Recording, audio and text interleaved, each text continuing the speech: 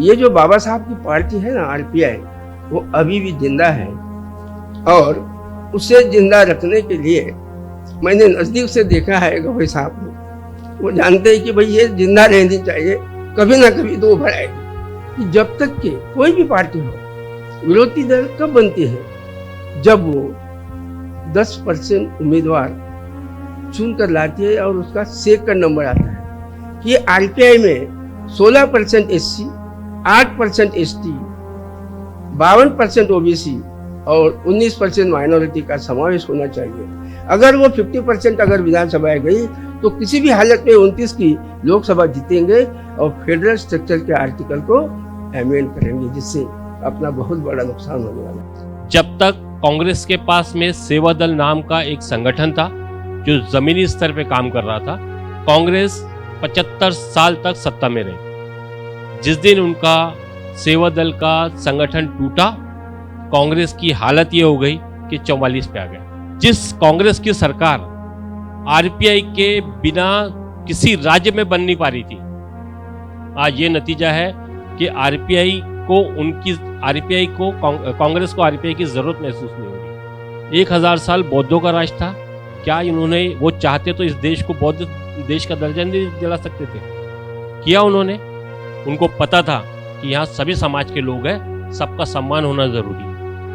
उद्याची पिढी घडवायची असेल तर त्यांना एक करावं लागेल, आणि जर त्यांनी एक केलं नाही तर उद्याच्या पिढीचा त्यांना विचार नाही, अशा प्रकारचं स्पष्ट मत इथे डॉक्टर राजेंद्र गवई म्हणेल आणि त्याच्यामध्ये डॉक्टर राजेंद्र गवई सामील राहील।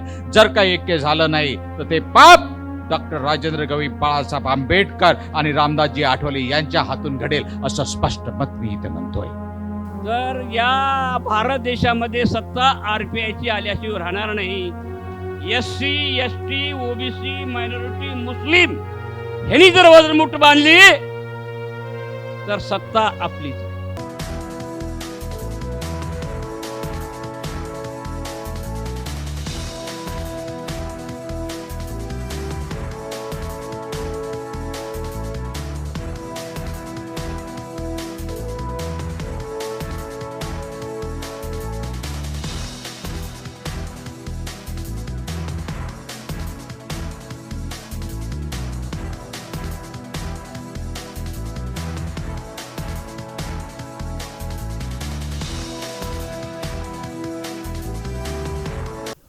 आज का विषय जो मैंने रखा है, जो हमने रखा है, वो विषय है भारतीय राज्य घटना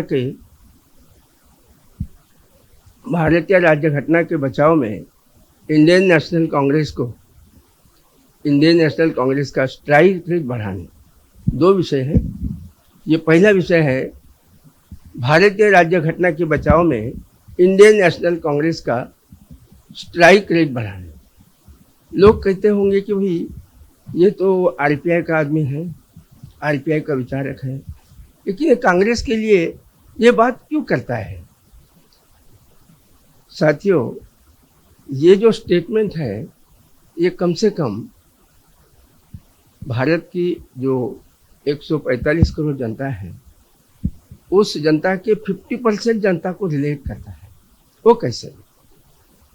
हम जानते हैं कि 2014 में विरोधी दल नहीं था, 2019 में भी विरोधी दल नहीं था। जब 2024 में विरोधी दल नेता राहुल गांधी जी बने तो उन्होंने सबसे पहले एक काम किया जो 10 जून 2018 को मोदी जी ने एक काम किया था, लेटरल एंट्री। लेटरल एंट्री का मतलब होता है induction of private sector specialist in government services. बड़े चालाकी से ये काम मोदी जी ने किया। बाबा साहब क्या चाहते थे कि भाई एससी एसटी के लोग मौके के जगह पर हों। हमारे मोदी जी ने एससी एसटी के लोग मौके के जगह पर नहीं जाने चाहिए, इसलिए ये लेटरल एंट्री किया, लेटरल एंट्री शुरू की और एससी एसटी का आरक्षण उन्हें वंचित किया। उदाहरण के तौर पर अगर देखेंगे तो प्राइम मिनिस्टर कार्यालय में करीबन 35 पोस्ट सैंक्शन है, जिसमें 33 पोस्ट ब्राह्मण है, एक SC है, एक ST है, OBC कोई नहीं। राष्ट्रपति सचिवालय में 49 सैंक्शन पोस्ट है, जिसमें 45 ब्राह्मण है, 4 SC ST है, OBC कोई नहीं। उपराष्ट्रपति कार्यालय में 7 सैंक्शन पोस्ट है, सारे ब्राह्मण है, नो SC नो ST। जब बाबा साहब कहते हैं कि हमारे SC ST के लोग मौके की जगह पर हों, ये मौके की जगह कौन सी है कि जो 20-22 मंत्रालय है दिल्ली में, जहाँ पर सिर्फ डिप्टी सेक्रेटरी ऐसे पोस्ट होते हैं, उसमें ये लोग दिखेंगे नहीं। 18 से 24 तक मोदी जी ने करीबन 200 लोग भरे, जिसमें SC ST नहीं है। ये जो काम बंद करने का काम किया है, वो राहुल गांधी जी जैसे ही विरोधी दल नेता बने, उन्होंने वो काम किया है। मोदी जी को वो उनकी जो स्कीम है वो बंद करना पड़ा, इसलिए मैंने ये स्टेटमेंट ये लिखा है। और इसलिए मैं मानता हूँ कि नेशनल लेवल पे 15% रिजर्वेशन SC को होता है, 7.5% ST को होता है।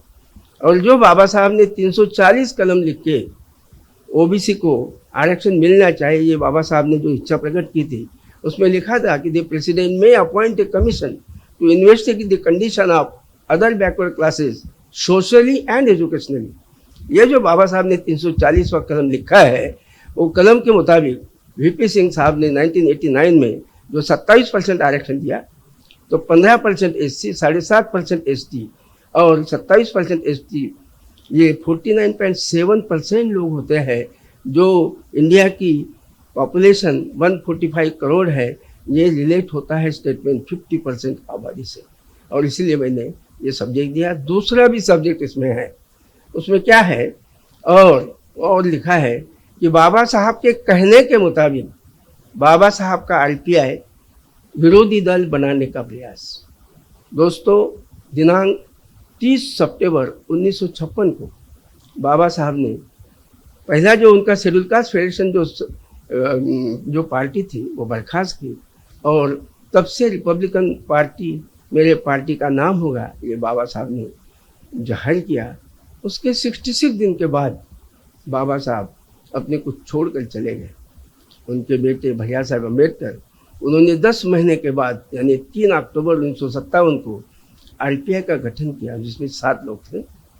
उसके बाद में 10 मार्च 1959 को रजिस्ट्रेशन हुआ RPI का, और 60 में जो लोग लड़े RPI के ऊपर, तो मद्रास, नागपुर और बॉम्बे तीनों जगहों के महापौर RPI के थे।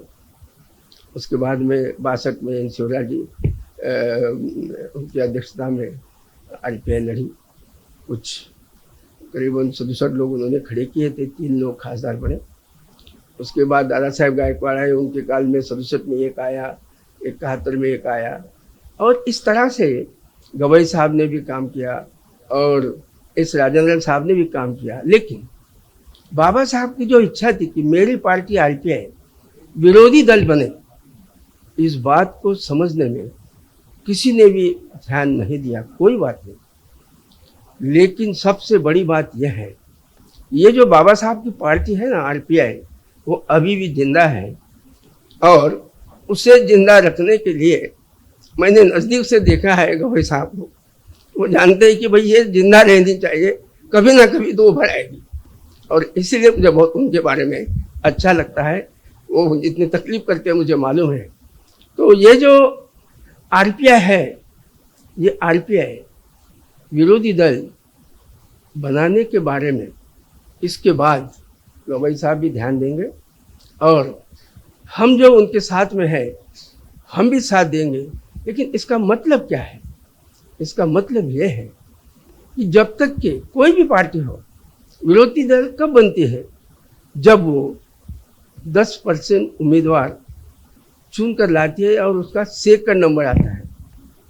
जैसे कि अभी अपने लोकसभा में 543 खासदार हैं, तो उसमें 54 खासदार अगर चुन कर आए तो वो काबिल होती है विरोधी दल के लिए। लेकिन आज तक के जो हमारे 4 अध्यक्ष बने हैं RPI के, उस तरह से कभी भी उम्मीदवार खड़े नहीं किए। इसीलिए मेरा कहना है कि इसके बाद, भले ही आज तक ना हुआ हो, इसके बाद बाबा साहब की जो इच्छा थी आरपीआई के बारे में, बाबा साहब ने जो 7 पॉइंट लिख के रखे हैं, उसमें का आखिरी जो पॉइंट है, RPI will stand for the parliament system of government as being the best form of government both in the interest of public and in the interest of individual।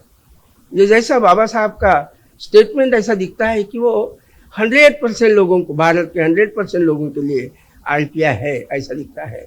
लेकिन उसी वक्त जो हमारे बैरिस्टर राजाभाऊ खोब्रागड़े साहब है, दाता रुपवती साहब है, और जो भी उस वक्त के लोग थे, BC कामरे साहब, उन्होंने भी 7 पॉइंट जो प्रिंसिपल बाबा साहब ने 7 लिखे हैं, उन्होंने भी 7 प्रिंसिपल लिखे हैं। और पहला प्रिंसिपल उन्होंने लिखा है वो बहुत बढ़िया है। वो ऐसा है कि RPI will engage itself in organizing downtrodden masses of India, particularly scheduled caste, scheduled tribe, Buddhist and OBC। इसका मतलब क्या है कि RPI में 16% SC, 8% ST, 52% OBC और 19% माइनॉरिटी का समावेश होना चाहिए।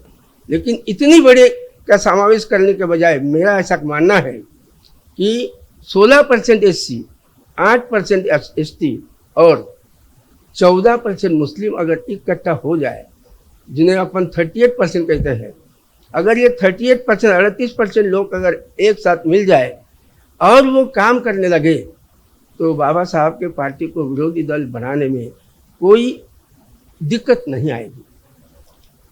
ये 38% लोग लोकसभा में तो करेंगे 29 के,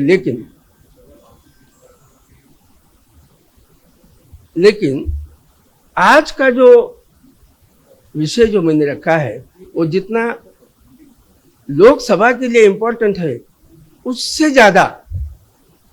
ज़्यादा विधानसभाओं के जो 25 से 28 तक जो विधानसभाएं होने वाली है, उसके लिए ज़्यादा इम्पोर्टेंट है। क्यों? आप जानते हैं कि बाबा साहब ने 368 जो आर्टिकल है घटना में, जिसे अमेंडमेंट होता है आर्टिकल, वो अमेंडमेंट का जो करते हैं अमेंडमेंट, उसे 368 कलम बोलते हैं। वो 368 कलम में क्या लिखा है कि अगर कोई फेडरल स्ट्रक्चर का आर्टिकल अगर चेंज करना है तो आपको 2/3 मेजॉरिटी चाहिए, यानी कि 370, 543 में 370 खासदार चाहिए। जो मोदी जी ने जो 400 का आह्वान किया था, वो उसी के लिए किया था कि उन्हें कुछ ना कुछ तो भी फेडरल स्ट्रक्चर बदलना था। बाबा साहब ने इतना ही नहीं लिखा, बाबा साहब ने आगे भी लिखा है, वो बहुत इंपॉर्टेंट पॉइंट है। वो ये है कि भले ही आपने लोकसभा और राज्यसभा में आपने पास किया एक आधी अमेंडमेंट, लेकिन उसकी मंजूरी जो भारत में जहाँ जहाँ विधानसभाएं हैं, आप जानते हैं कि भाई 28 राज्यों में 28 राज्य और 8 केंद्र शासित प्रदेश है। तो 28 राज्यों में तो विधानसभाएं हैं, लेकिन 8 केंद्र शासित प्रदेश से 3 में भी विधानसभाएं हैं। तो 31 विधानसभा में 50% अगर विधानसभा उस पार्टी के पास में होगी, तभी वो फेडरल स्ट्रक्चर के आर्टिकल को अमेंड कर सकते हैं, वरना नहीं। यहाँ आपके लिए बताना एक बात जरूरी है कि मोदी जी ने कोशिश की थी 4 से खासदारों की, लेकिन वो उनसे काम नहीं बन सका। उसका एक जो उसका रीज़न है, वो बाबा साहब की अम्बेडकरी जनता महाराष्ट्र की और यूपी की। वो कैसे? देखिए 14 में मायावती जी ने 403 सीटें लड़ी थी, वो छोड़ दीजिए, लेकिन यूपी में उन्होंने 80 सीटें लड़ी थी, जिसमें उनको 1,60,00,000 वोटिंग हुआ। एक भी खासदार नहीं। उसी तरह बाबा साहब ने 19 में 48 में से 47 खासदार की सीटें लड़ी, उसमें भी एक भी खासदार नहीं। उससे हुआ क्या कि मायावती जी के यूपी में 71, बीजेपी के और महाराष्ट्र के 23 मिलाकर 94 खासदार 128 में चले गए, बीजेपी सरकार बनी 14 में। 19 में महाराष्ट्र से 23 खासदार गए, 62 यूपी से गए, 84 में से बीजेपी सरकार बनी। लेकिन सबसे बढ़िया बात क्या है कि जब महाराष्ट्र ने बीजेपी को 9 सांसद दिए और यूपी ने बीजेपी को 33 सिर्फ 42 सांसद दिए, तो बीजेपी सरकार नहीं बन सकी। जो अपना सत्यानाश कर रही है वो बीजेपी सरकार नहीं बन सकती, वो एनडीए सरकार बनी। और इसलिए मेरा जो आज का प्रोग्राम जो मैंने रखा है वो क्या कर रहे हैं कि भाई अगर चलो ठीक है अपने को खासदार तो नहीं मिले 4 से, लेकिन अभी जो विधानसभा है उनके पास में 19 विधानसभा है, 13 बीजेपी के मुख्यमंत्री हैं और 6 एनडीए के हैं। ये सब के सब इलेक्शन होने वाले हैं। आज का प्रोग्राम जो मैंने रखा है उसका वजह यह है कि जो विधानसभाओं के इलेक्शन होने वाला है वो विधानसभाएं जैसी महाराष्ट्र की बीजेपी की तरफ गई वैसी दूसरे राज्यों की विधानसभाएं नहीं जानी चाहिए। अगर वो 50% अगर विधानसभाएं गई तो किसी भी हालत में 29 की लोकसभा जीतेंगे और फेडरल स्ट्रक्चर के आर्टिकल को अमेंड करेंगे, जिससे अपना बहुत बड़ा नुकसान होने वाला है।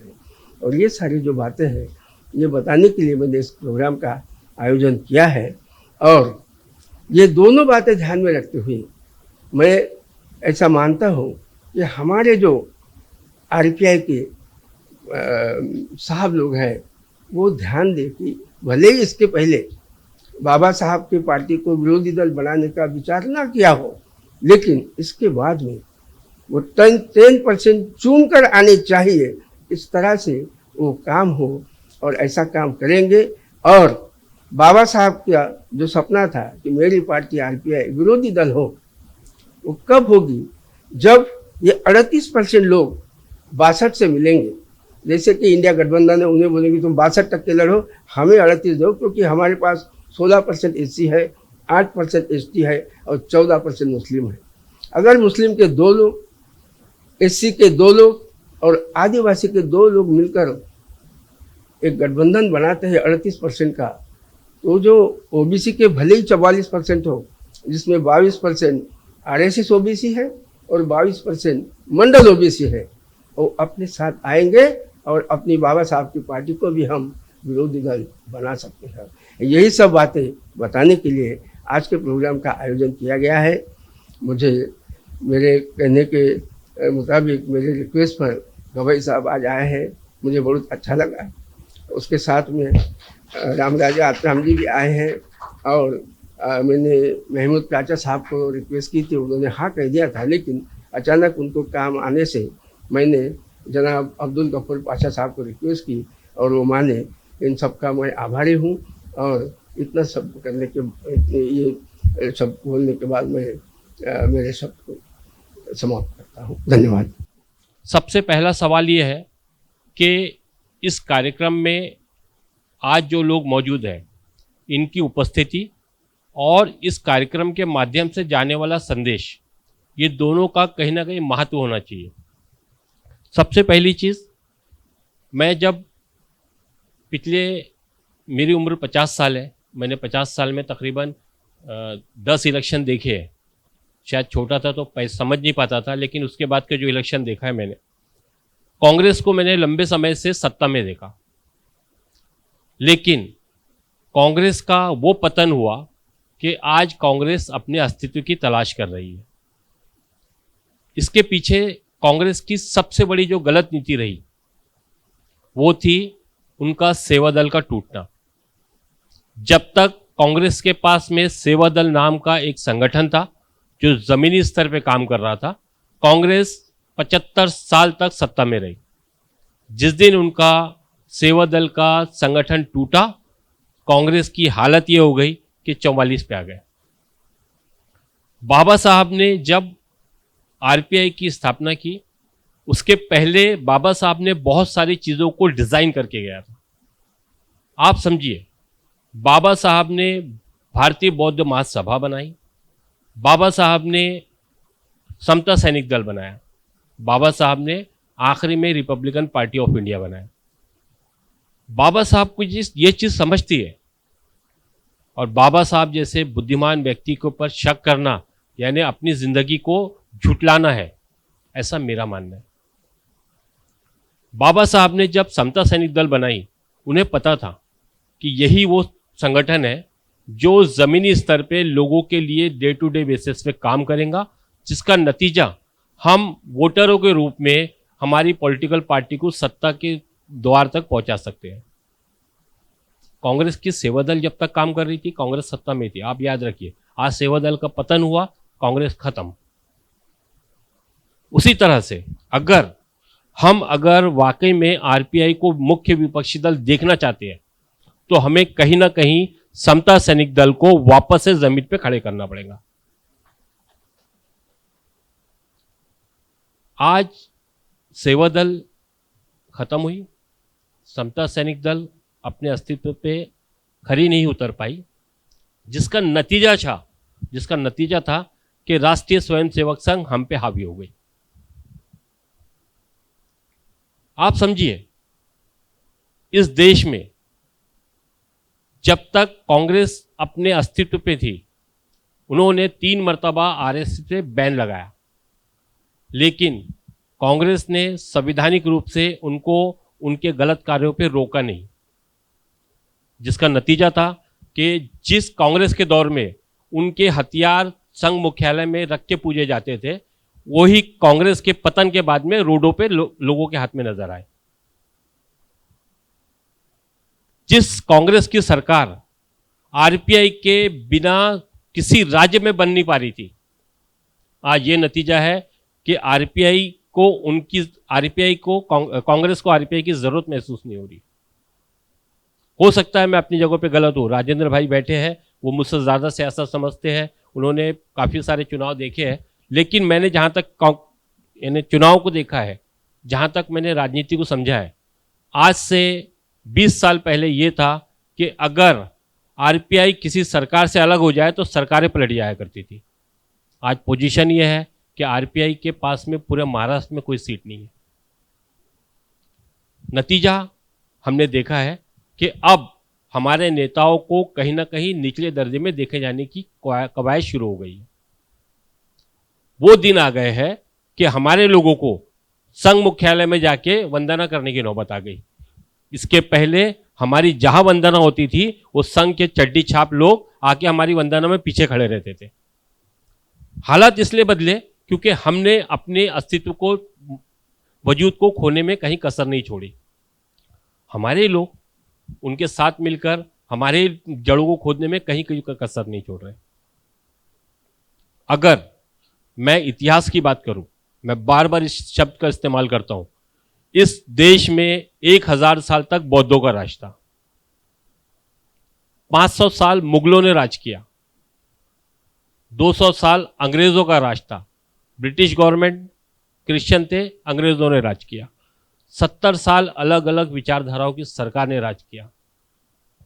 पिछले 15 साल से ये बेवकूफ लोग आए और इस देश को स्टेटस बदलने की बात कर गए। 1000 साल बौद्धों का राज था, क्या इन्होंने, वो चाहते तो इस देश को बौद्ध देश का दर्जा नहीं दिला सकते थे? किया उन्होंने। उनको पता था कि यहाँ सभी समाज के लोग हैं, सबका सम्मान होना जरूरी है। 500 साल मुगल थे, चाहते तो अफगानिस्तान, पाकिस्तान और बांग्लादेश की तर्ज पे इसको भी मुस्लिम राज्य का दर्जा दिला सकते थे, लेकिन जानते थे वो शासक है, प्रजा के नीति के हिसाब से ही काम करना है। 200 साल अंग्रेज राज कर रहे थे, चाहते तो इसको भी ब्रिटेन का पार्ट बना के इसको भी क्रिश्चियन राज्य का दर्जा दिला सकते थे। किया? नहीं किया। 75 साल हमारी आरपीआई के भरोसे कांग्रेस ने राज किया।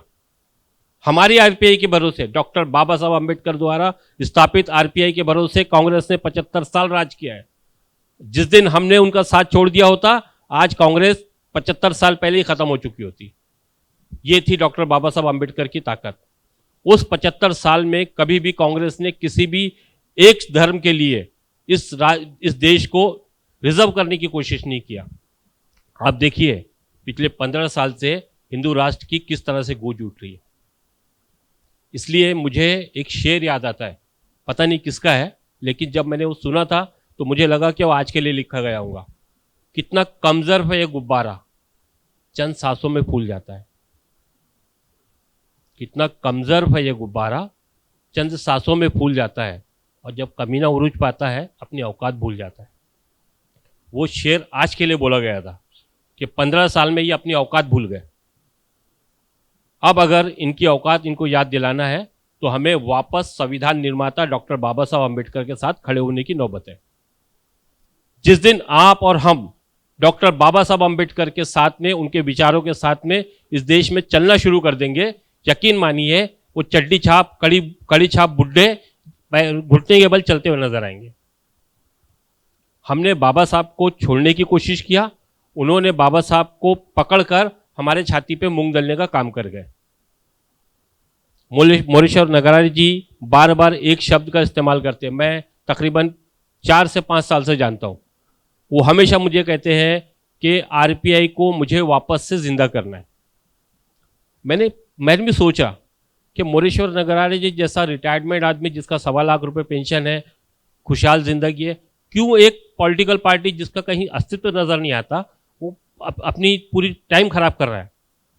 लेकिन आज मुझे मालूम पड़ा कि उनकी इस सोच का, उनकी इस पूरी मेहनत का नतीजा अगर मैं देखना चाहूं तो आज आरपीआई के सर चिटनीस राजेंद्र गवाई जी इस मंच का हिस्सा है। यह है मेहनत और लगन का मामला। आज हमें, आप यकीन मानिए, जिस दिन समता सैनिक दल बाबा साहब का ड्रीम प्रोजेक्ट है, सबसे पहले बना हुआ है, सबसे पहले समता सैनिक दल की स्थापना हुई, उसके बाद में आरएसएस की स्थापना हुई और 1926 में तबलीगी जमात मुसलमानों में कायम हुई। जिस दिन हमने समता सैनिक दल से 1 करोड़ लोगों को जमीन पे उतार दिया, यकीन मानिए उसका अगला चुनाव हमारी आरपीआई सत्ता में होंगी, विपक्ष नहीं। और इसीलिए मुझे लगता है कि इस मंच से हमने वो चीज लेके जानी चाहिए। देखिए, संख्या बल मेरे लिए कभी महत्व नहीं किया, मैंने जिंदगी में कभी संख्या बल को महत्व नहीं दिया। मुझे अच्छे लोगों ने हमेशा प्रभावित किया है, जो मैं आप लोगों के बीच में देख पा रहा हूं। संख्या मैंने उनकी भी देखी है जो बहुत ताकत के साथ बाहर आए थे, उनका अस्तित्व ढूंढने से नहीं मिलता है। अगर आज नीचे जब मैं ग्राउंड फ्लोर पे जब मैं वो संविधान पठन के कार्यक्रम में गया तो मुझे सबसे ज़्यादा ताज्जुब हुआ कि संविधान पठन के लिए सिवाय मुझे बौद्ध समाज के दूसरे समाज के लोगों का वहाँ चेहरा नजर नहीं आया। डॉक्टर बाबा साहब अम्बेडकर ने संविधान किसी एक वर्ग विशेष के लिए नहीं लिखा। जो हरामखोर ग्वालियर के अंदर बाबा साहब की मूर्ति लगाने के लिए विरोध कर रहे हैं, उनको ये चीज़ याद रहना चाहिए, बच्चे और खुद का परिवार जो है वही बाबा साहब के संविधान के द्वारा लिखे गए कानूनों के नाम पर चल रहा है। आज अगर बाबा साहब का संविधान उनके साथ नहीं होता तो वो भी साले कहीं मोची का काम करते नजर आते। आज अफसोस होता है कि बाबा साहब जैसे विशाल व्यक्ति का मूर्ति लगाने को लेके इतना बड़ा बवाल करने की हिम्मत कर गए। जिस बाबा साहब की मूर्ति लगाने के लिए विदेशी लोग तड़प रहे हैं कि कैसे उनकी मूर्ति लगाई जाए, वहीं हमारे देश में, जिस देश के अंदर बाबा साहब अम्बेडकर संविधान पीठ के चेयरमैन रह चुके हैं, उनकी मूर्ति लगाने के लिए हमारे लोगों को वहां पर विरोध और धरना प्रदर्शन करना पड़ रहा है। ये सिर्फ और सिर्फ इसलिए हो रहा है कि हमारे लोगों ने आंकड़ों को समझा ही नहीं। 135 करोड़ लोगों को एक बार जनगणना करवा के देखिए, ये चुतिया बना रहे हमारे को। जनगणना करवाना इनके बस की चीज ही नहीं है। जिस दिन इनको मालूम पड़ जाएगा इस 135 करोड़ में 35 करोड़ मुसलमान हैं। मैं आंकड़ों पे बात करने वाला आदमी हूं और ऑफिशियल आंकड़े पे बात कर रहा हूं। इस देश की जनसंख्या 135 करोड़ है और उसमें 35 करोड़ मुसलमानों की जनसंख्या है। ये मैं नहीं बोल रहा हूं, All India Muslim Personal Law Board के लिखित आंकड़े मेरे पास में। जब मैंने National Christian Council of India से पूछा कि साहब इस देश में क्रिश्चियनों की संख्या बताइए आप, उन्होंने मुझे बताया 25 करोड़ प्लस क्रिश्चियनों की इस देश में संख्या है। ऑफिशियल आंकड़े मुझे नहीं पता क्या गूगल में डले हुए हैं। 25 करोड़ का आंकड़ा national Christian Council of India ने मुझे लिख के दिया।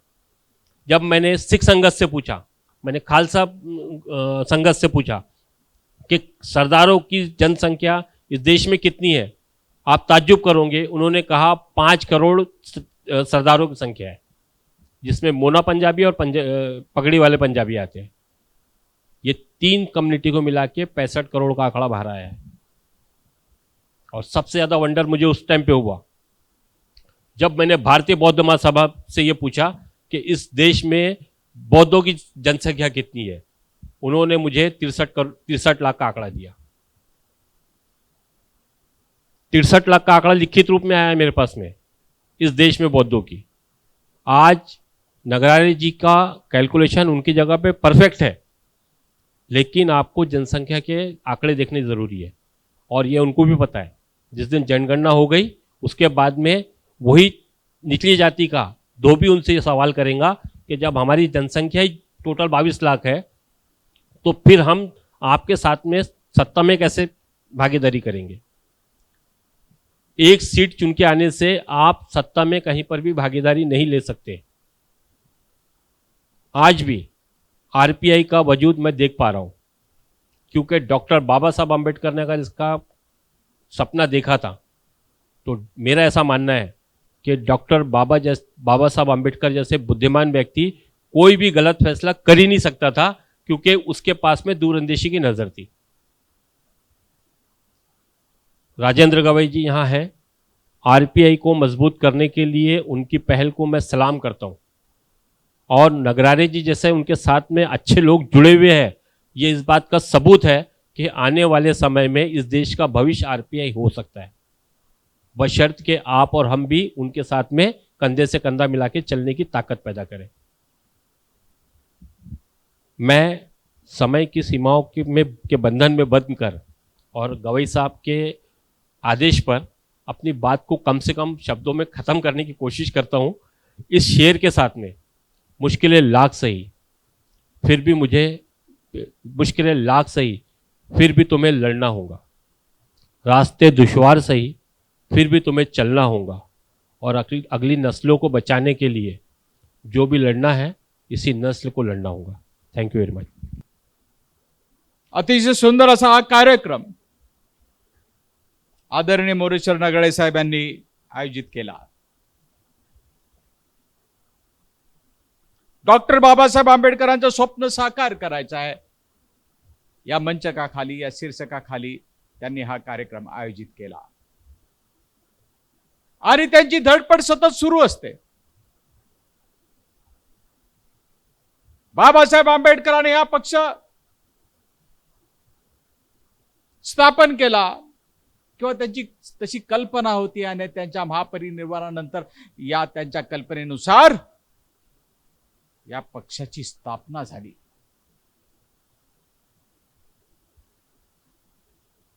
आता तर आमचा जन्मही झाला नव्हता, पण त्या काळामध्ये आम्ही ऐकलं की एक दरारा होता,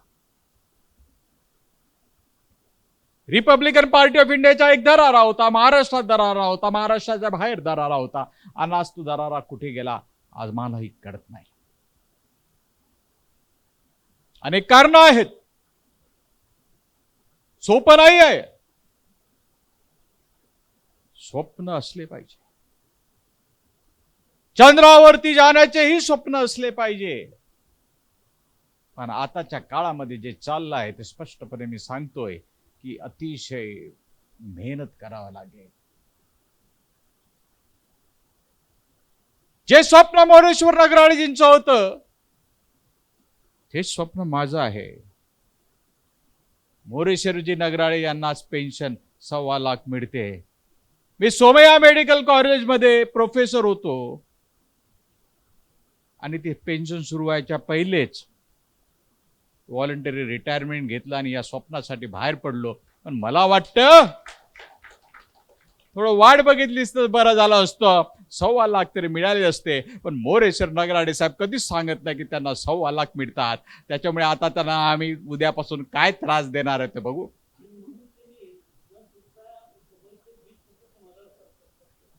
पक्षावर करा, समाजावर नको। नहीं, आमच्या पक्षावर सांगतो आम्ही पक्ष चालवत आहे। हम तो हमारे पार्टी में कितना आता है उतना ही देखेंगे ना।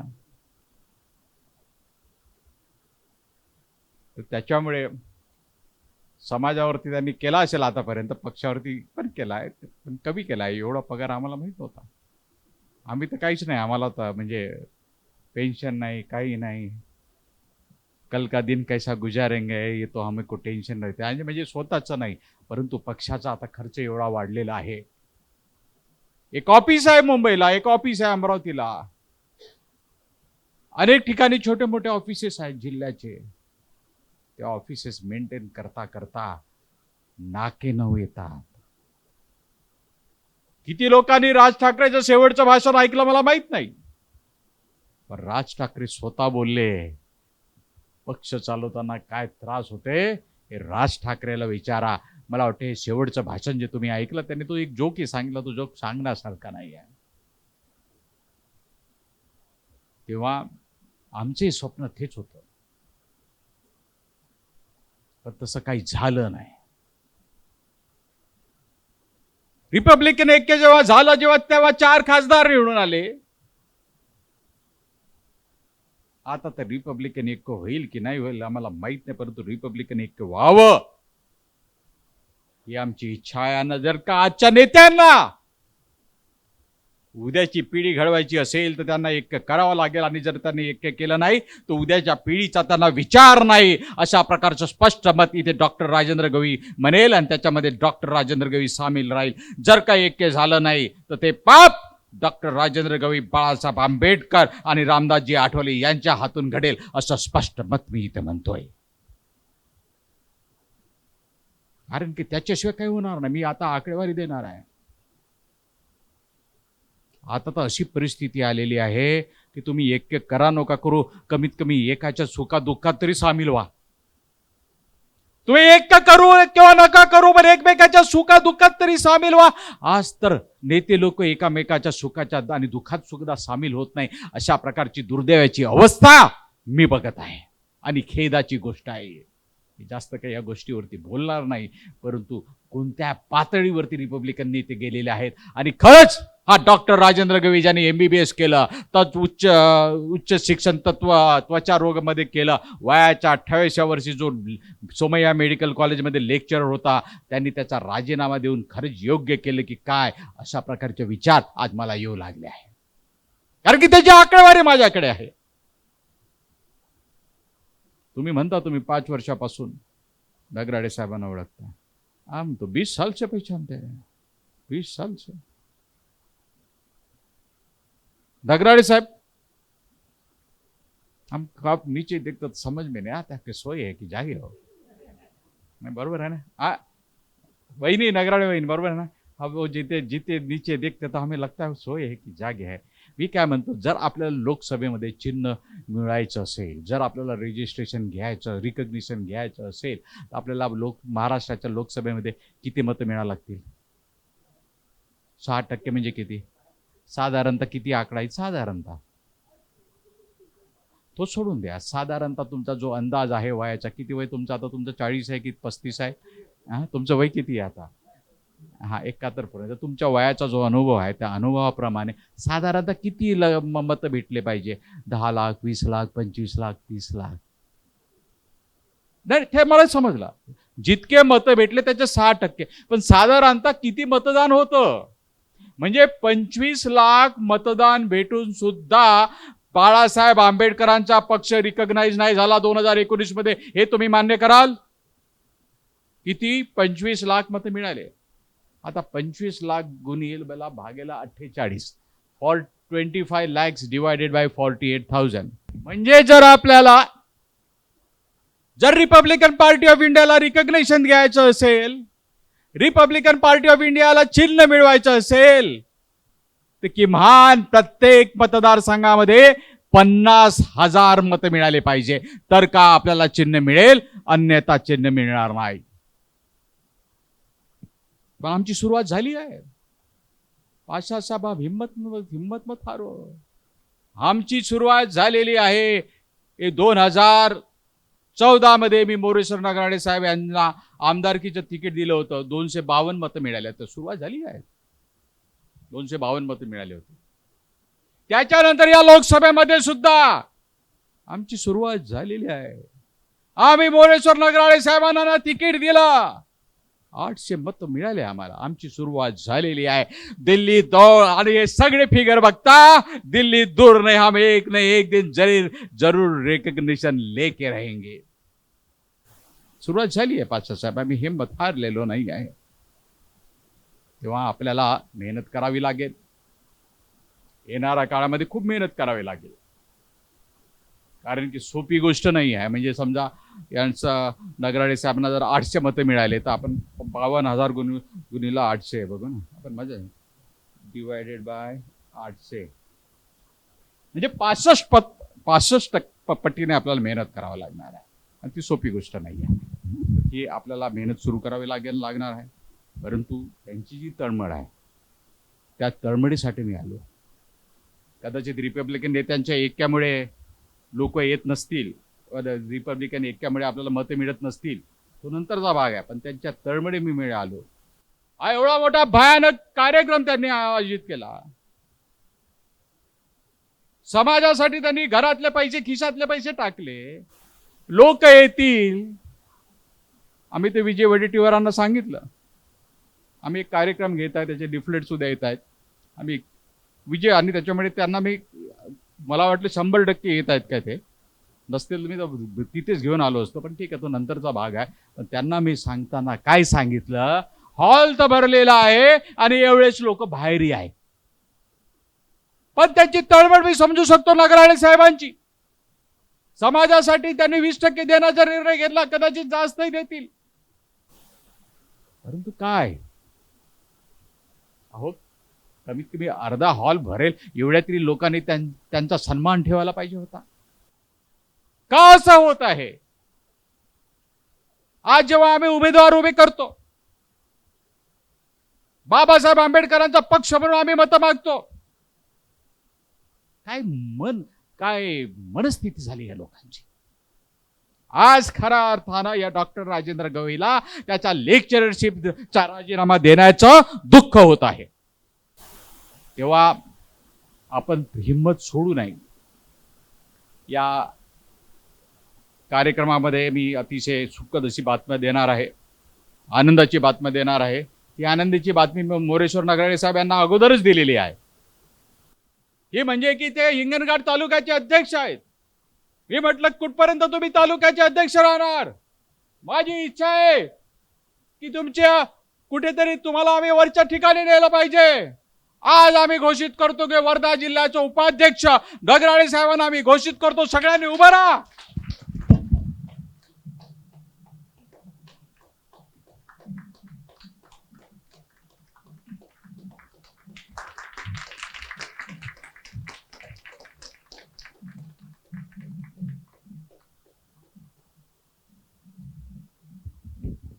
जी तळमळ नाही बा प्रकाशजी बाजीराव कांबळेंची दिसती, तळमळच आज मोरेश्वरजी नगराळे यांची दिसते. तेव्हा आम्ही हिंमत हारलेली नाही. आणि आम्ही आता येणाऱ्या निवडणुकामध्ये, मागच्या जिल्हा परिषदच्या निवडणुकामध्ये अमरावतीमध्ये आम्ही सर्व जागा लढवल्या. आम्ही महानगरपालिकेच्या सगळ्या जागा लढवल्या. आमचे 2 उमेदवार निवडून आले, 2-3 उमेदवार. जिल्हा परिषदमध्ये 1, दर्यापूरमध्ये 2, नगरपालिका मस्तान कुरेशी अचलपूर 4 आले.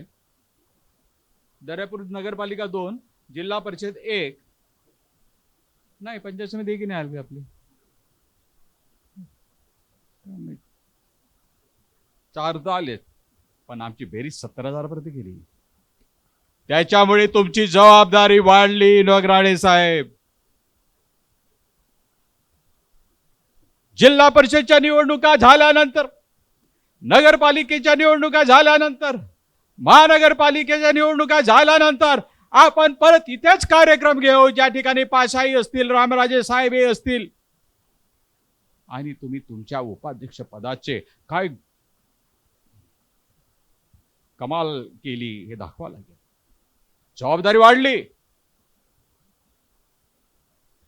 आता एकच लक्ष, ते मासोळी आणि त्या मासोळीचा डोळा, ह्याच्या पलीकडे नाही. आम्हाला रिकग्निशन मिळेल, आम्हाला महाराष्ट्रात एवढे मिळेल, आम्हाला देशात असं मिळेल. मी द्रौपदीला पत्र पाठवेल, मी आपल्या रामविलास आपल्या त्या चिरागला पाठवेल, चिराग पासवानला. मी मायावतीला पत्र पाठवलं, आता नाही, आता वर्धा जिल्हा डोळा, त्या वर्धा जिल्ह्याच्या जिल्हा परिषद महानगरपालिका आणि नगरपालिकामध्ये आपण किती मतं मिळून दाखवू याच्याकडे तुम्हाला लक्ष द्यावं लागणार आहे. की फार मोठी अशी भीम जबाबदारी तुमच्यावरती आलेली आहे. तुमची तळमळ आहे म्हणून बोलतोय, मला माहित होतं. भालेराव साहेब आहेत, आतिश डोंगरे आहेत, सोबत आहे. अमरावतीवर निघालो, किती लोक असणार मला माहित आहे, पण म्हटलं मी जाणार, कारण की त्या व्यक्तीची तळमळ आहे. यश अपयश हा नंतरचा भाग आहे आणि अपयशातूनच यश मिळते. त्याला किती वेळ लागेल, काय लागेल हा नंतरचा भाग आहे, पण तो यश कसा व्यवस्थित आखणी करून केलेलं पाहिजे. म्हणून मला त्यांची विनंती राहील, तुमची ऑफिशियल घोषणा आपण नंतर परत करूच ऑगस्ट महिन्यामध्ये, परंतु तिथपर्यंत वाट न बघता जिल्हा परिषदेच्या किती जागा आहेत, नगरपालिकेच्या हिंगणघाटच्या व्यतिरिक्त अनेक ज्या नगरपालिका आहेत तिथे किती जागा आहेत, कसं कसं आपल्याला ऍडजस्ट करता येतील, इतर समाजाचे लोक कसे ऍडजस्ट करता येतील, वरती काय खाली काय, वरती काय खाली काय, म्हणजे सांगा बरं नगराळे साहेब काय आहे, वरती काय खाली काय, नाही सांगा ना, मग कळलं काय तुम्हाला पासा साहेब? नाही तुम्ही तर बोलून गेले ना, असं करून तसं करून घेऊन करून देऊ करून, मग वरती काय खाली काय ते तर सांगा. म्हणजे जिल्हा परिषदची काय व्यूहरचना राहील, जिल्हा परिषदच्या अंतर्गत असणाऱ्या 2 पंचायत समितीची काय व्यूहरचना राहील, या तिरंगीची व्यूहरचना काय, त्याला आपण खाली आणि वरती म्हणतो. तेव्हा नुसतं भाषण करून काही काम होणार नाही, बाहेर निघावं लागेल, आखणी करावं लागेल. तुम्ही म्हणता समता सैनिक दल स्थापन केलं पाहिजे, समता सैनिक दल स्थापन करण्याची काय गरज आहे? अरे आम्ही रिपब्लिकन पार्टी ऑफ इंडियाचा प्रत्येक नेता आज सैनिकापेक्षा कमी नाही आहे. तेव्हा नगराळे साहेब तुम्ही सैनिक आहात, तुमच्या जिल्ह्यामध्ये प्रत्येक होणाऱ्या अडचणीला तुम्ही सामोरं जा, हॉस्पिटलचे काम करा, झोपडपट्टी वासियांचे काम करा, बेरोजगारांचे काम करा, वृद्ध लोकांचे काम करा, रोजगार मिळवून द्या. अरे हेच तर काम समता सैनिक दल करतील. आणि जर कुठे अन्याय झाला तर तरुणांना सांगा, तुमच्या आवाजावरती तरुण सुद्धा बाहेर पडतील. पण जेपर्यंत तुम्ही हा सगळं व्याख्यान ठेवून घराच्या बाहेर पडणार नाही तेपर्यंत तुम्हाला मत मिळणार नाही. अशा मोठे मोठे भाषण करणं, मोठ्या मोठ्या टाळ्या या माझ्या लेक्चरशिपच्या राजीनाम्यानंतर बरेच केल्या आहेत, पण त्याने काही घडत नाही. घराच्या बाहेर पडावं लागतं, सोडावं लागतं. परवा मुंबईला, काल अमरावतीला, आता नागपूरला, उद्या परत मुंबई, नंतर नगर, नंतर सोलापूर. पायाला भिंगऱ्या लावा लागतात तेव्हा यश मिळते, फक्त माईक घेऊन यश मिळत नाही. हे 5 साहेब तुम्हाला आवर्जून मला इथे सांगायचं आहे. तुम्ही जर लोकांच्या कामीच नाही पडलं तर लोकांनी तुम्हाला काय मतदान करणार? आणि तो दिवस गेला केवळ बाबासाहेब आंबेडकरांचं नाव घेऊन तुम्ही बाहेर पडले तर तुम्हाला मत मिळत नाही. बाबासाहेब आंबेडकरांचं नाव घेऊन तुम्ही किती लोकांसाठी लढले, कित्येक लोकांचं काम केलं. सकाळपासून आम्ही बिझी आहोत. सकाळी 5ला उठलो, भालेरावजी आहेत, दीक्षाभूमीचा प्रश्न होता तो सोडवला, हॉकरचा प्रश्न होता तो सोडवला, काल सुद्धा हॉकरचे प्रश्न आले, डेंगरे साहेब घेऊन आले. लोकांच्या कामी पडावं लागतं, लोकांना रिझल्ट द्यावा लागतो किंवा लोकांसाठी मेहनत करावी लागते, तेव्हा मत मिळतात. तेव्हा या डॉक्टर बाबासाहेब आंबेडकर स्वप्न साकार मंचच्या या कार्यक्रमामध्ये मला अतिशय गोड अशी बातमी देता आली. मोरेश्वरजी नगराळे साहेब यांना वर्धा जिल्ह्याचं उपाध्यक्षपद देता आलं, परंतु एवढी मोठी जबाबदारी त्यांच्यावरती आलेली आहे.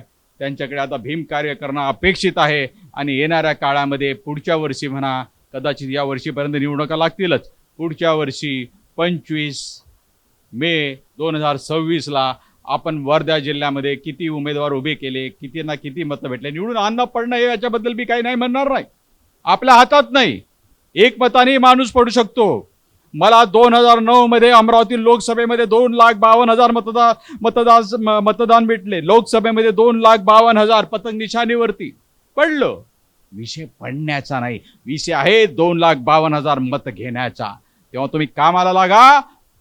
परत पुढच्या वर्षी 25 मे 2026 रोजी आम्ही तुम्हाला इथे विचारू आणि आम्हाला पूर्ण शाश्वती आहे की नगराळे साहेब तुम्ही काही ना काहीतरी करामत कराल, पण पाचा साहेब तुम्ही काय कराल हे पण आम्हाला दाखवून द्याल. जय भीम, जय भारत.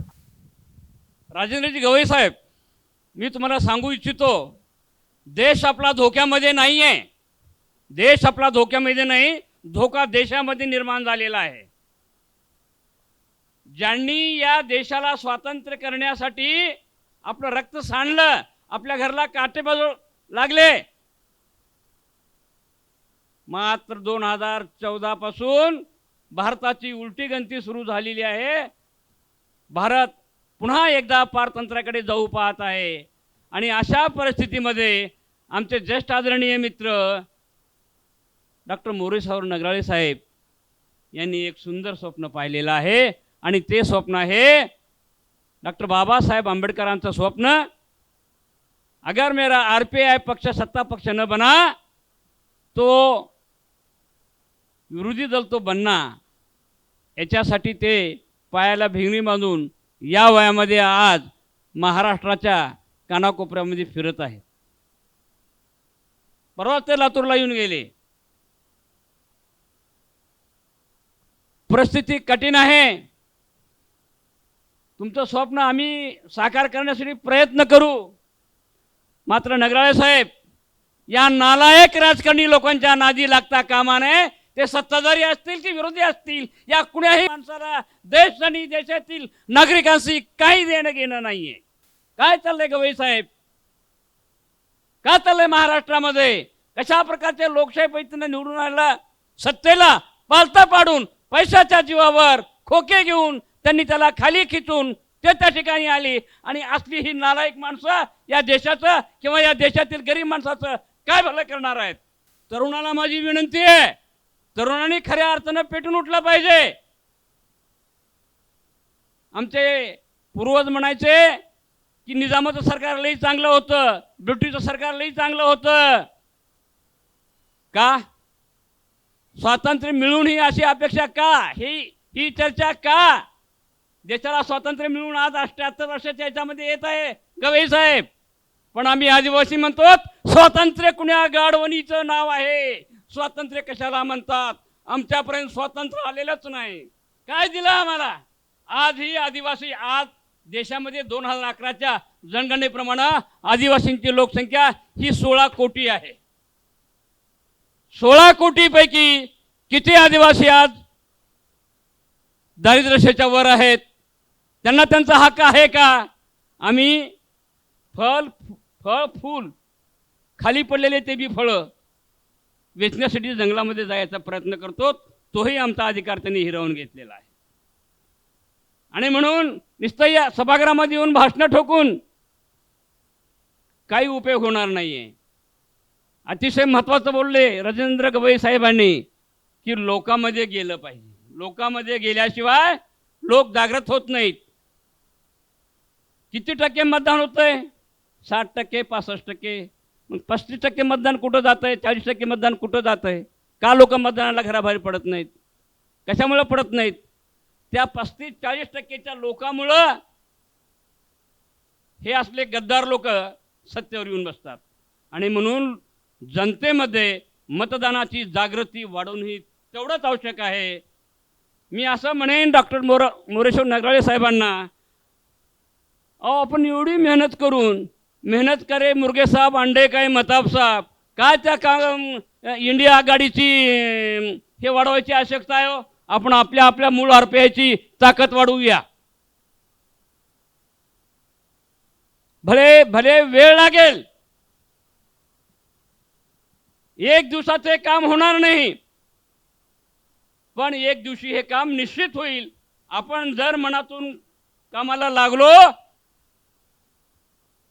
तर या भारत देशामध्ये सत्ता आरपीआयची आल्याशिवाय राहणार नाही. SC, ST, OBC, मायनॉरिटी, मुस्लिम ह्यांनी जर वजनमुठ बांधली तर सत्ता आपलीच आहे. मात्र आपण मनातून काम करणं आवश्यक आहे. वास्तविक पाहता प्रकाश आंबेडकरांना बोलायचा माझा अधिकार नाही आहे. मी धन्यवाद देतो राजेंद्र गवईजी आणि भूषण गवईजी यांच्या मातोश्रींना की आम्हाला त्यांनी भूषण गवईसारखा पुत्र दिला. आज ते देशाच्या सर्वोच्च ठिकाणी आहेत आणि ज्यांना आम्ही बाबासाहेबांचे वारस समजतो ते वारस आज त्यांचा अवमान अपमान करण्याचा प्रयत्न करत आहेत. ज्याला शेंबडं आपलं नाक पुसता येत नाही असा पोऱ्या त्यांना बोलतो, हा अवमान नाही आहे? लोकशाहीमध्ये या टाईप संसदीय लोकशाही आहे, संसदीय लोकशाहीमध्ये न्याय यंत्रणेला बाजूला ठेवलं पाहिजे. न्याय यंत्रणेविषयी बोलता कामा नये. आज भूषण गवईजी आमचे अभिमान आहेत, स्वाभिमान आहेत. ज्या दिवशी त्यांचं नाव मी ऐकलं की देशाचे ते सरन्यायाधीश होत आहेत, माझी छाती अभिमान फुगली गेली आणि बाबासाहेबांचं स्वप्न पूर्ण झालं. चहा विकणारा प्रधानमंत्री झाला. कशामुळे झाला? या देशाच्या राष्ट्रपती स्त्री झाली, महिला झाली माझी भगिनी. कशामुळे झाले हो? ते डॉक्टर बाबासाहेबांमुळे झाले. माझ्यासारखा जंगलात राहणारा माणूस वनौषधी विकत वाघ, सिंह, कोल्हे, हत्ती, हरिण, मासे, खाकडे, झिंगे, बोंबील यांच्या सुट्टीत राहणारा माणूस बाबासाहेबांच्या आशीर्वादामुळे शिक्षण घेऊन तो सुद्धा आज BDO झालेला होता. जर बाबासाहेबांनी या देशाची घटना लिहिली नसती, याला कदाचित मी या ठिकाणी येऊन भाषण करू शकलो नसतो. इथं मी उभा टाकलो शक्यच नव्हतं मला. मी कुठेतरी जंगलात राहिला असतो. जंगल पता चला है, चड्डी पहन के फूल किला है, ती आहे ना कथा, ती अवस्था माझी राहिली असती. आणि म्हणून डॉक्टर नगराळे साहेब, आता खरं तर मला अपेक्षा अशी होती, आपण आनंदाची बातमी दिली, मग तो नगराळे साहेब जिल्हा स्तरावर काम करण्याच्या इच्छा नाहीत, त्यांनी स्टेटवरती त्यांनी असलं पाहिजे. जर आपल्याला पक्षाची ताकद वाढवायची असेल तर डॉक्टर मोरेश्वर नगराळे साहेबांना हे स्टेटवर आपल्याला घ्यावं लागेल. आणि आपण RPIची ताकद वाढवण्यासाठी मी आपल्यासोबत आहे. आपण RPIची ताकद वाढवूया. तर आपण सर्वांनी एक दिलानं का बरं आज डॉक्टर मोरेश्वर नगराळे हे तुमच्याच पाठीमागे लागले असतील. आणि त्यांना माहीत आहे बाबासाहेबांनी स्थापन केलेला RPI पक्ष हा कुणाच्या ताब्यात आहे?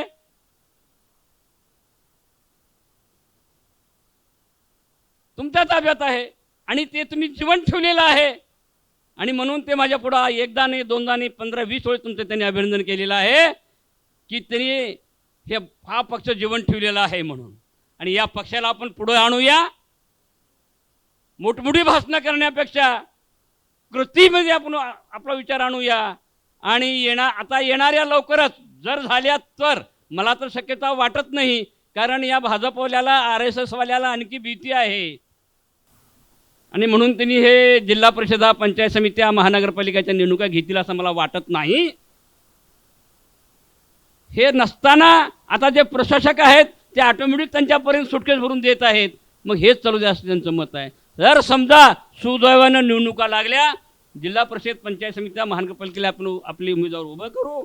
तुम्ही म्हटल्याप्रमाणे निवडून येणं सोडा, परंतु आपला मतदान होणं महत्त्वाचं आहे. आणि ते किती टक्के होईल मतदान हे आपलं आजमावता येईल आणि आपली ताकद आपल्याला वाढवता येईल. म्हणून रूट काजवा पक्षानं आपण हे बघूया, आपली चूक कुठं होत आहे, आपण कुठं चुकू आहोत, आपणाला मतं का पडत नाहीत, आपण निवडून का येत नाही, याची आपण कारण शोधून काढून पुन्हा त्या फिनिक्स पक्षाप्रमाणे उभं राहू. आमचे आदरणीय देशाचे माजी एक सत्यभक्त रामकृष्ण गवई साहेब, माजी राज्यपाल, यांचंही स्वप्न आपण पूर्ण करू. तुम्ही एकत्र काम करू. आपसामधले हेवे दावे सोडून देऊ. एका दिलानं काम करू आणि आपला पक्ष वाढवू. वास्तविक पाहता विजय वडेट्टीवार येथील असं अपेक्षा होती. गवई साहेब,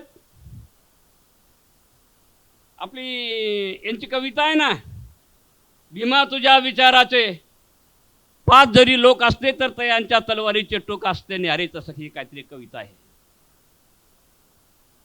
इथं आज जे जमलेत हे खरे आमचे वारस आहेत, हे खरे कार्यकर्ते आहेत.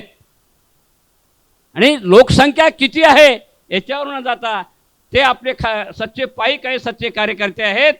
हे सर्व कामाला लागतील आणि उद्याचं आपलं स्वप्न, बाबासाहेबांचं स्वप्न पूर्ण करू. रामकृष्ण गवई साहेबांचं स्वप्न आपण पूर्ण करू आणि आपल्या देशाला एक सुराज्य बनवू.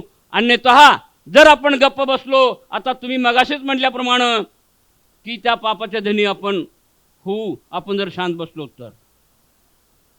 आणि ह्याच पद्धतीनं जर देश चालवायला सुरू केले तर पुन्हा एकदा परकीय सत्ता देशामध्ये आल्यापासून राहणार नाही. आणि ही परकीय सत्ता थोपवण्यासाठी म्हणून RPIनं आपली वज्रमुठ बांधणं आवश्यक आहे.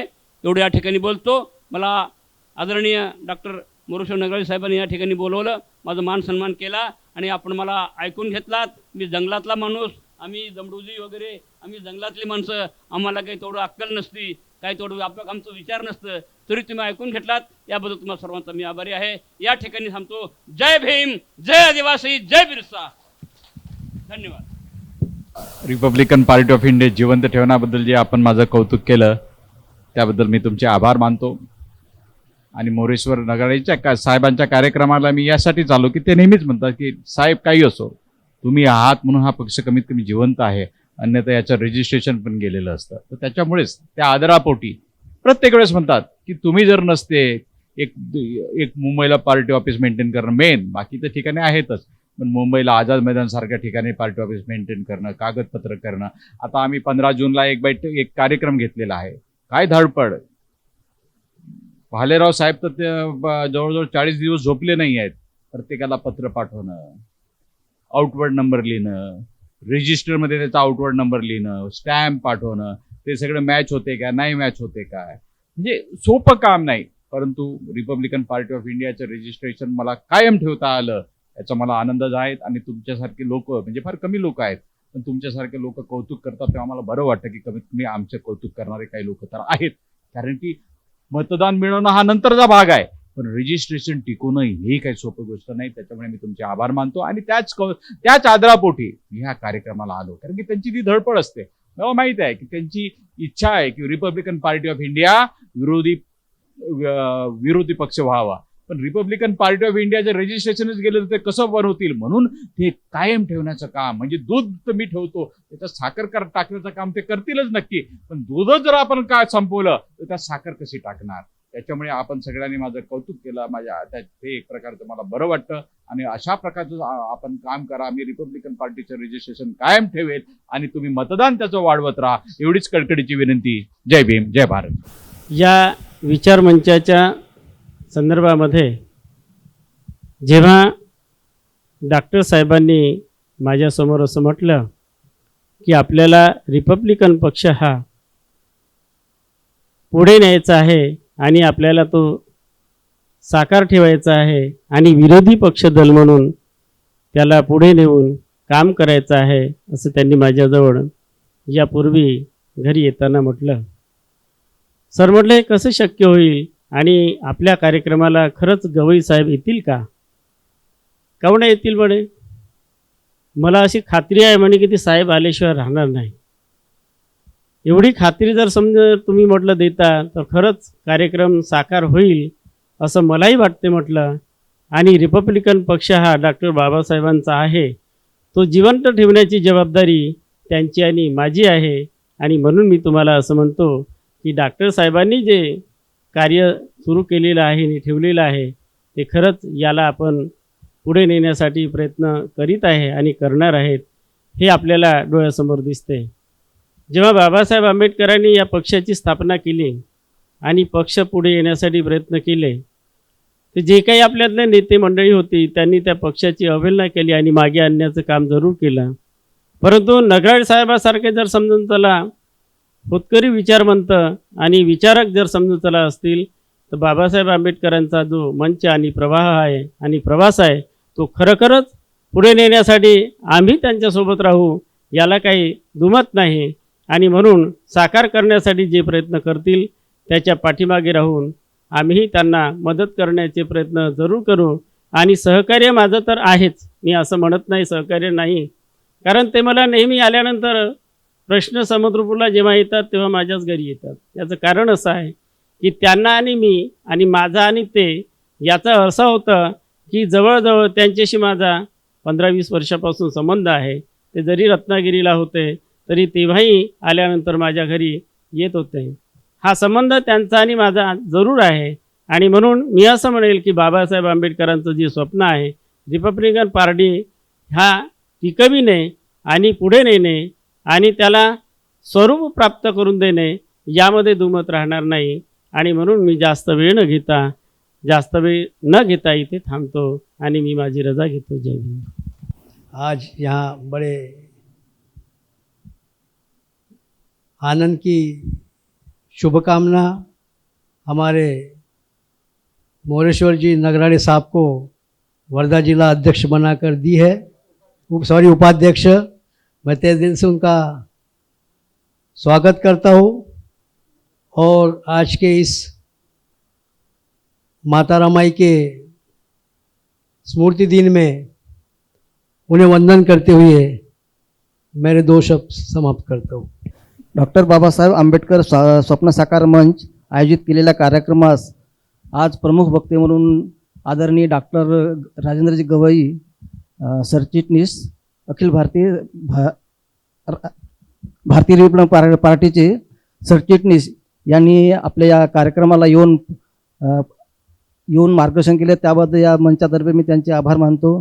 तसेच फार लांबवरून आलेले रामराज्य आत्राम साहेब यांनी सुद्धा या कार्यक्रमास येऊन रिपब्लिकन पक्ष कसा वाढवता येईल याबाबत मार्गदर्शन केलं, त्यांचे सुद्धा मी आभार मानतो।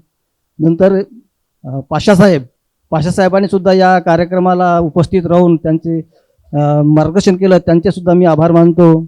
तसेच कुंभे साहेब वर्धा जिल्ह्याचे अध्यक्ष RPI हे सुद्धा या कार्यक्रमाला उपस्थित राहून आपलं मार्गदर्शन केलं, त्यांचा सुद्धा मी आभार मानतो।